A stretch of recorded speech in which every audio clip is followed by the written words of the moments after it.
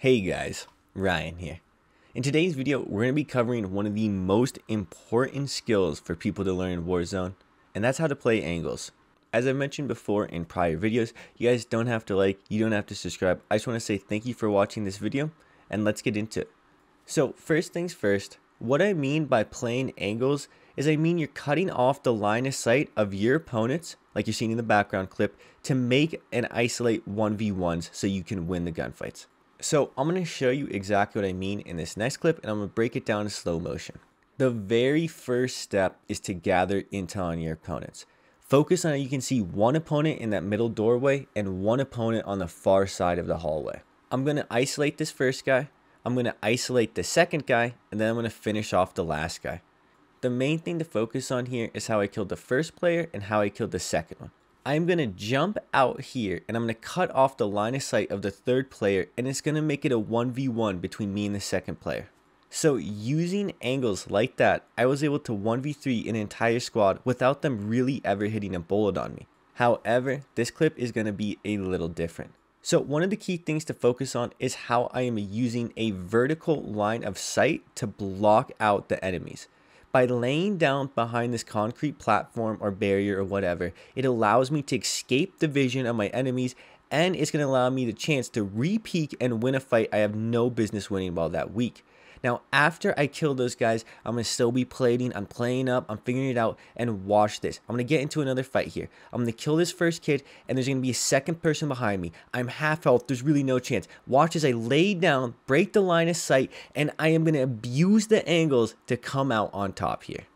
I want you to focus on how I am breaking vertical lines of sight, and that is the key that you have to use sometimes. If I were to have just been standing up this entire time, I would have lost the gunfight. By laying down behind cover like this, and by using a small movement to get out of his line of sight behind the concrete platform, I make it impossible for him to really win that gunfight. The same thing is going to apply here, which happened literally about 20 seconds later. I killed this first person. Look at my health bar. I'm at half health. The only way I win this is if I break the line of sight. I'm going to do a quick snake maneuver. I'm going to abuse my vertical advantage, and I'm going to win the gunfight. I was the one who controlled the vertical lines of sight, and that won me that gunfight. However, there's also the horizontal lines of sight, and that's what I use in this clip. I want you to focus on how I'm using just small little movements to eliminate the lines of sight and angles that my opponents can see me with. I really feel like this clip kind of encapsulates everything I'm trying to get across, and I really hope you focus on it.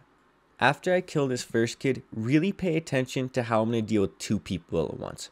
I'm going to see both come into the room at the same time. I'm going to go behind cover. I'm then going to take an angle where only one person can see me, and that's going to win me the entire fight right there.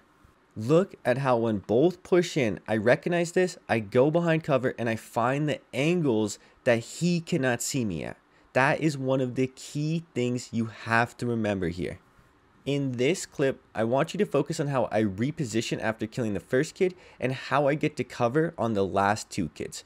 This clip really isn't anything too crazy like the last ones in terms of abusing angles, but it does show the importance of repositioning and instantly getting to cover. So I want you to really focus on how after I kill this first kid, I'm going to get shot at by the second person, and watch as how I reposition. I'm going to take an entirely different angle. Even though it's really only a couple steps to my right, this is going to change everything. But then after I land on the ground, I'm instantly slide canceling to cover. I'm identifying where my enemies are. I'm setting myself up to win the gunfight, and I am taking the best angles.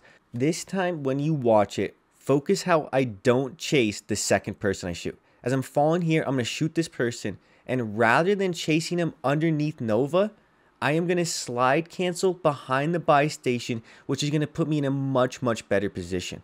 If I would have chased that person into Nova, I would have ran into those two people looking directly at me, and I would have had no way to be able to play both of them. By slide canceling away from them and towards cover, I gave myself a chance to kill two people at once, essentially. So now, this last part, I'm going to kind of sum up into three different sections. The first is going to be using angles to plate, and this is pretty simple, guys. You oftentimes want to be using these same fundamentals I taught you here to find space to plate and reload. By using the same concepts I talked about here of blocking angles, blocking lines of sight, you can make a lot more time for you to plate and reload. Just like here, I'm going to go into a place where there's limited lines of sight on top of me, but it's also going to put me in a place where I essentially am going to be an advantage. I know he has to push me here. Whether it's from the room to my right or whether it's in this window, he's going to make noise and he's going to push me. This was in Vanguard Royale. I knew he didn't have a dead silence because I've been in a fight with him for a long time. So I knew he had to push me and I used it to my advantage.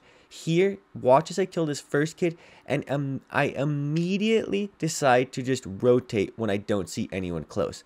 I killed the person. I give myself 2-3 seconds to identify if there's anyone close. And then I reposition to make him think that I'm just completely somewhere else. And this is going to allow me to get multiple kills.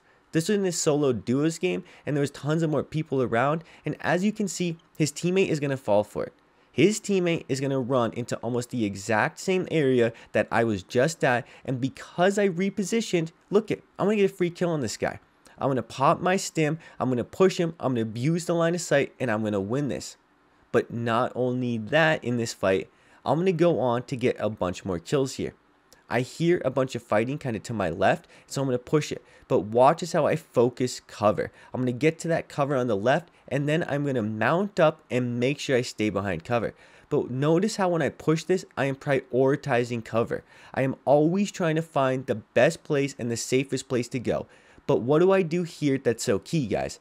I completely removed his ability to have any safe lines of sight. By standing on top of cover, he wasn't safe to the right, to the left, and he really had no place to plate, and he really had no places to go.